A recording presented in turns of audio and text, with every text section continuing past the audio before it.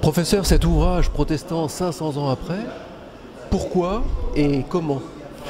Alors c'est un ouvrage qui a été initié par la Fédération protestante de France, qui s'inscrit donc dans le parcours commémoratif initié par la Fédération. Je l'ai dit, ce n'est pas un livre sur Luther, ce n'est pas non plus un livre d'histoire, et en même temps il est constamment fait référence bien sûr au message de la Réforme. Mais c'est un livre qui se veut délibérément tourné vers le présent et l'avenir pour témoigner de ce que sont les protestants et quelles sont leurs priorités pour demain dans leurs engagements, les engagements que suscite leur foi dans leur existence. C'est quoi être protestant 500 ans après cette réforme? Alors peut-être il faut revenir à l'étymologie du mot protestant.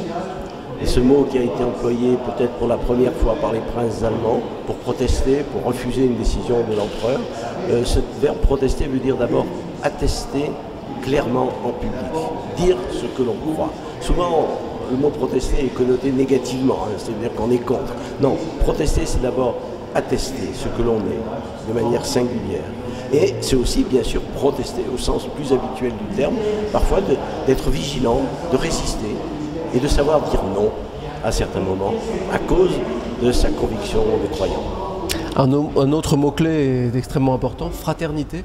La fraternité, par les temps qui courent, on a l'impression qu'elle est chahutée.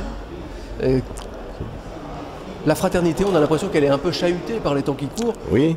Comment faire pour la renouveler, la transformer?